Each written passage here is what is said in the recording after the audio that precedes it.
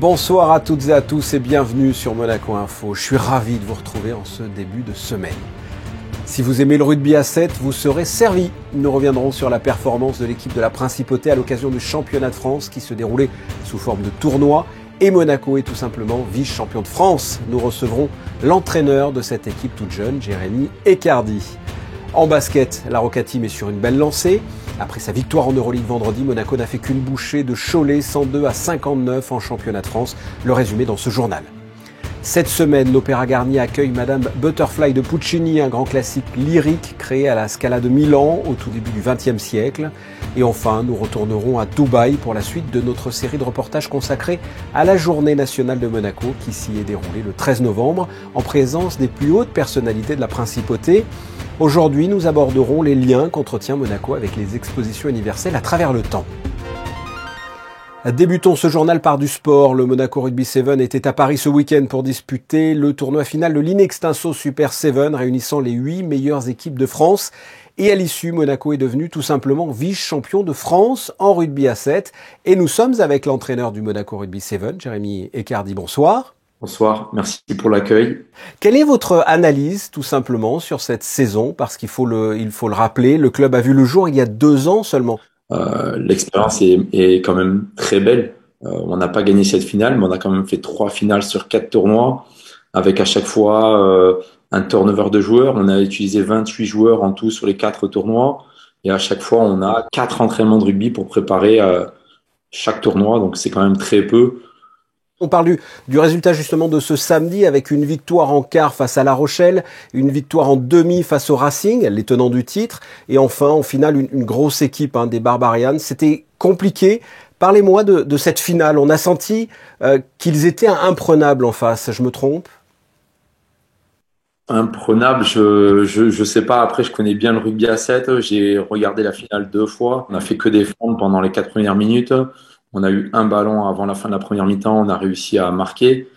Donc, ça prouve que voilà, quand on a le ballon, c'est bien plus facile. Eux, en face, ils avaient un set de départ 100% joueurs équipe de France, donc professionnels. Ils avaient des grands sauteurs pour récupérer les coups d'envoi. Bon, voilà, je suis content d'avoir perdu contre, en tout cas, une partie de l'équipe de France. Et c'était pas facile pour cette finale, effectivement. C'est quand même une belle saison, finalement. Surtout quand, comme je l'ai dit, le club existe depuis 2 ans. On construit à chaque fois un groupe en seulement une semaine, en termes de management, de cohésion d'équipe, de staff médical, parce que bien sûr, les mecs jouent tous à 15. C'était une belle aventure. Vous avez recruté Dan Norton, il y a Cécile Africa qui est une star du rugby à 7, il a été élu meilleur joueur du monde en 2011 je crois. Comment est-ce que l'on recrute de tels joueurs? Frédéric Michala qui est quand même un beau réseau mondial. Et voilà, Cécile nous a rejoint dans l'aventure grâce à Fred. Et Harry McNuckley, ce sont des joueurs que moi-même j'ai rencontré, j'ai croisé lors de mes années de rugby à 7. Voilà, on s'est pas trompé sur les joueurs. Par contre, ça n'a pas suffi pour la finale. Qu'avez-vous envie de leur dire à tous ces joueurs? Déjà, un grand merci parce qu'on a utilisé 28 joueurs, il me semble, sur la totalité. Aujourd'hui, pour faire du rugby à 7, il faut vraiment s'entraîner. Ce ne sont pas les mêmes efforts qu'à 15. Je parle souvent de ce petit mot, la VIP, vitesse, intensité, précision. Pour moi, le rugby à 7, c'est vraiment la Formule 1 du rugby. Tout va très, très vite. Il faut sans cesse se remettre en question, que vous gagnez ou que vous perdez. En l'occurrence, si vous gagnez, bien sûr, c'est plus facile. C'était un one-shot cette saison. J'imagine que non, qu'il y a un projet derrière cette équipe du Monaco Rugby 7.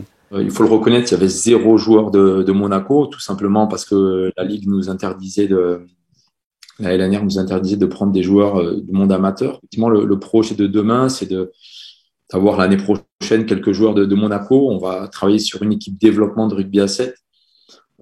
Principalement, ça va être des joueurs qui jouent en Fédéral 3 avec le club à 15.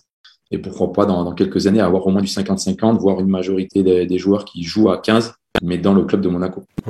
Mais écoutez, on continuera de suivre les résultats du Monaco Rugby 7 avec un grand plaisir. Merci en attendant d'avoir répondu comme ça à mes questions.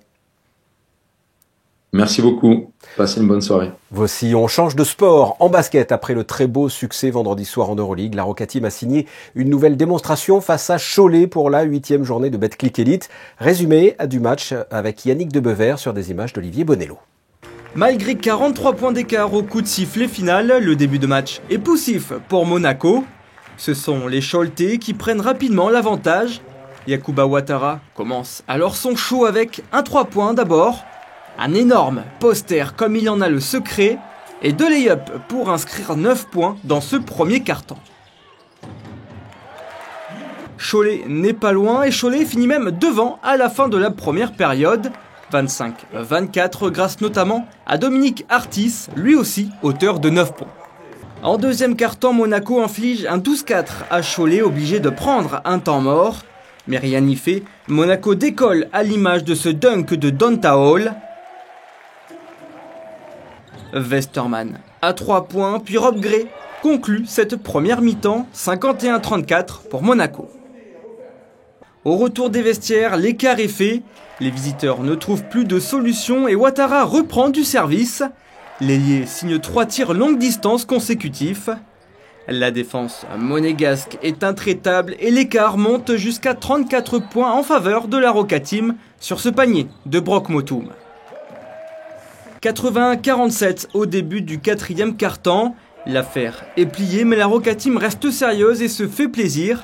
Motum enflamme la salle Gaston Médecin et Yak, 23 points, termine son œuvre pour permettre à Monaco de dépasser les 100 points. Score final 102-57 pour les Monégasques qui signent leur plus grosse victoire de la saison avant 2 déplacements compliqués en Euroleague.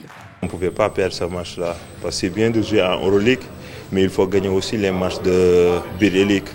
Là, on a joué dur comme d'habitude. Le coach a fait des rotations et chacun a mis son pierre pour gagner. It can bring us a lot, you know. It's 2 very tough games.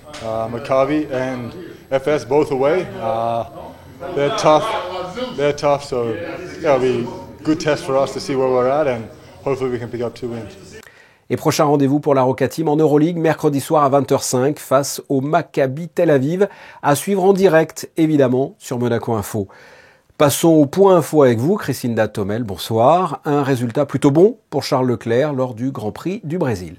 Bonsoir Fabien, bonsoir à tous. Auteur d'une solide deuxième partie de saison, le pilote monégasque s'est classé 5e du Grand Prix qui se tenait à Sao Paulo au Brésil ce dimanche.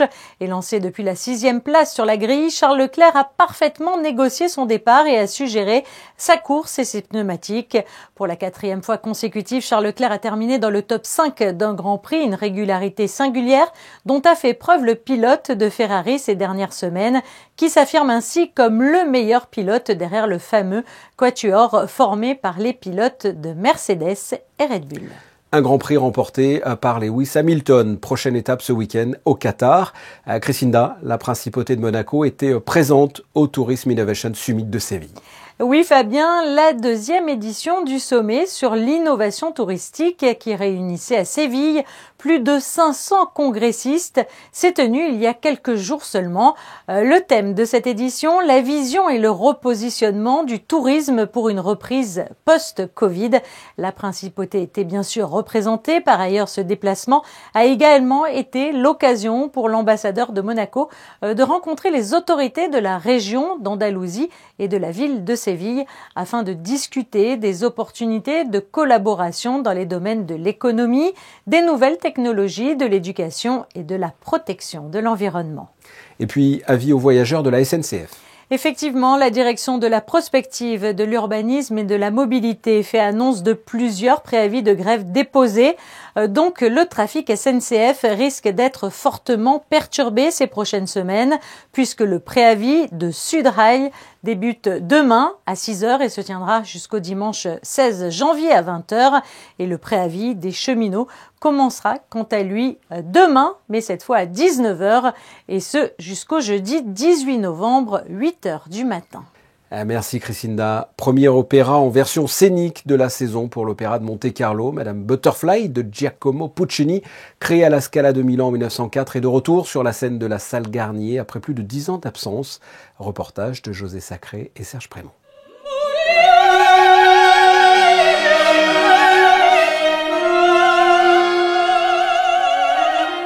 Avec Alessandra Cursac dans le rôle titre, Madame Butterfly est de retour sur la scène de l'Opéra de Monte-Carlo après 14 ans d'absence.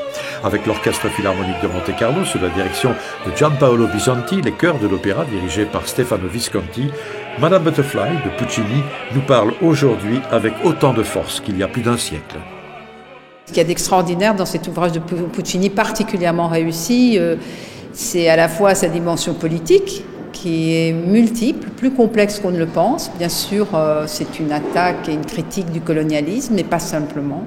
Je pense qu'aujourd'hui, on est peut-être encore plus sensible à toute la dimension la critique de tout ce qui est de l'intégrisme religieux, et aussi l'intégrisme culturel, le passé, le poids des traditions par rapport à la modernité.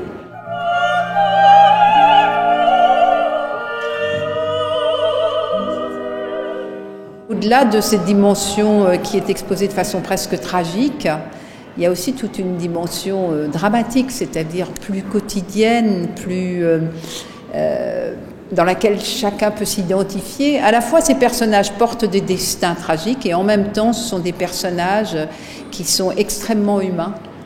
C'est l'histoire d'une amitié qui se brise entre deux hommes américains, mais qui ne voient pas de la même façon le colonialisme. C'est l'histoire d'une femme qui veut défendre à tout prix sa liberté et du rapport d'une femme avec son fils qu'elle élève seule. C'est extrêmement riche à la fois par ces deux versants, à la fois tragique et à la fois dramatique et très quotidien, très humain.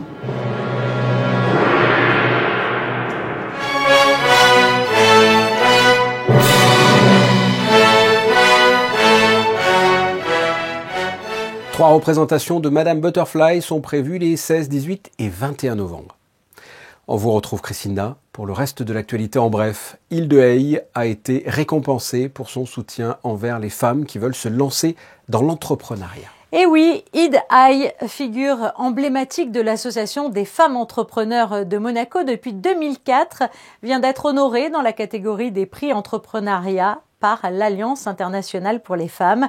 Je vous rappelle que Hilde Hey a été à l'initiative en 2008 et en 2012 de deux projets qui ont permis d'aider des jeunes femmes africaines à lancer leur entreprise dans le domaine du numérique au Sénégal. Tous unis contre le harcèlement. Cette pièce de la compagnie Florestan vient de se tenir au Théâtre des Variétés. Et oui, une pièce pour sensibiliser le plus grand nombre au harcèlement et qui s'inscrit dans le plan d'action de prévention du gouvernement princier. Au travers de plusieurs mises en situation et témoignages, cette pièce faisait la lumière sur les différents types de harcèlement qui existent et sur les conséquences qu'il entraîne. Une représentation au message fort qui a été suivie d'une table ronde qui permettait aux spectateurs de réagir et de pouvoir questionner les protagonistes du jour. Les membres du comité directeur de l'association des parents d'élèves de Monaco viennent d'être élus lors d'une assemblée générale. Effectivement, la voix des parents d'élèves de l'ensemble des établissements publics et privés de la Principauté sera à présent portée auprès des autorités gouvernementales par une nouvelle présidente. Il s'agit de Panda Gabel et de deux vice-présidentes, Raffaella Olivieri et Fiona Bruno, ainsi que par la secrétaire générale Vanessa Herbaggio et la trésorière Maria Contaldo. Suite de notre feuilleton consacré à la Journée nationale de Monaco, à l'exposition universelle de Dubaï.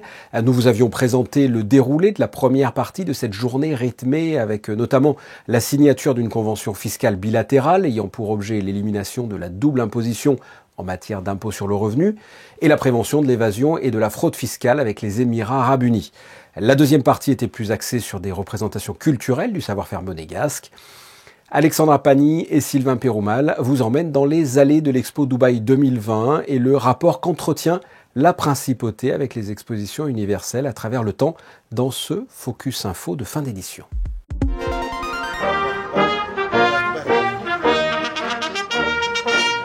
Hymne monégasque, carabinier du prince, il souffle comme un air de rocher sur la place Aloiselle pour la Journée nationale de Monaco en ce 13 novembre.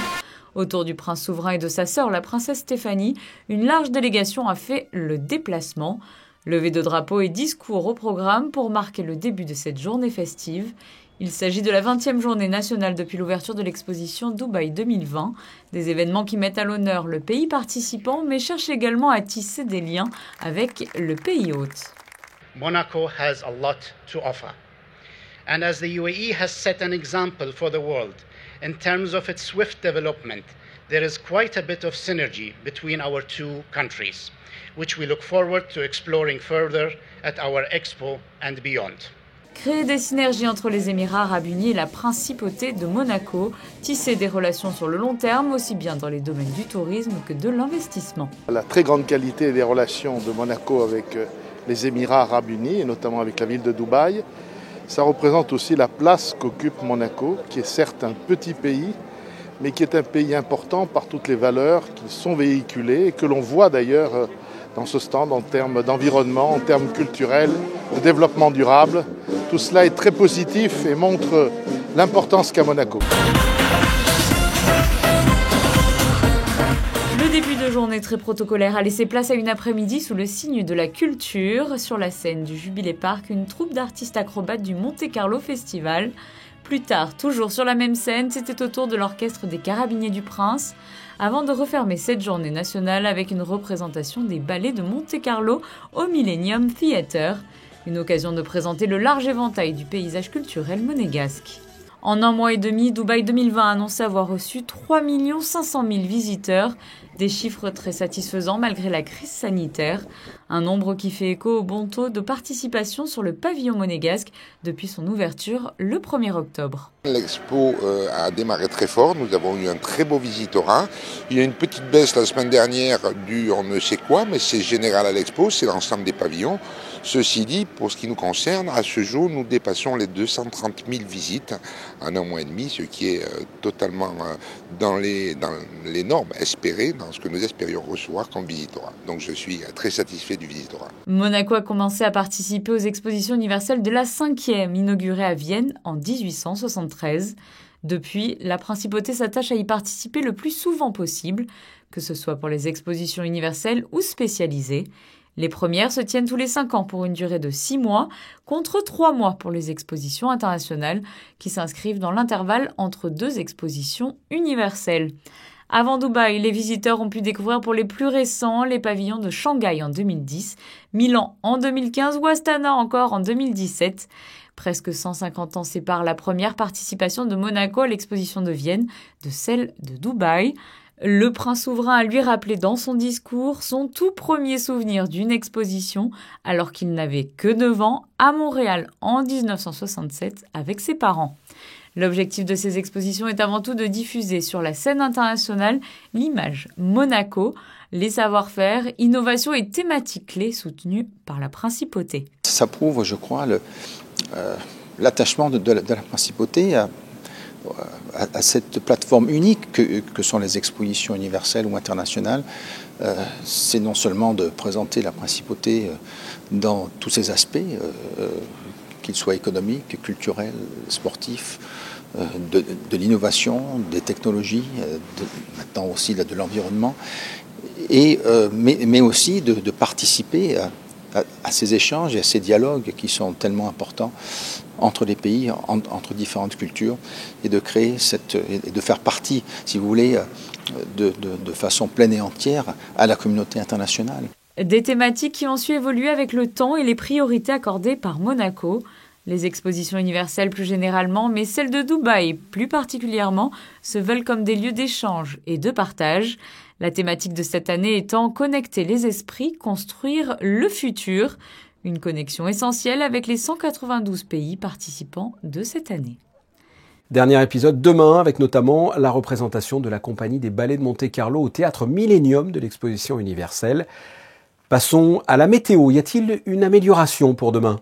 Mardi, le ciel sera couvert le matin malgré quelques éclaircies. Durant l'après-midi, le temps qui s'installe sera clair. La journée sera donc en partie ensoleillée. Côté température, comptez 11 degrés pour les minimales et 18 pour les maximales. Le soleil se lèvera à 7h23 et se couchera à 17h06. Mardi, nous fêterons les Marguerites. Marguerite, la sainte patronne d'Écosse. La suite de vos programmes sur Monaco Info, mais avant cela, vos photos de fin de journal. Nous étions à Dubaï il y a quelques instants à l'occasion de la journée nationale de Monaco. Les ballets de Monte-Carlo y étaient à l'honneur. Ce sont des photos de Manuel Vitali. Nous y reviendrons également dans l'édition de demain. On se retrouve, si vous le voulez bien, mardi, 19h. Merci pour votre fidélité. À très bientôt. Au revoir.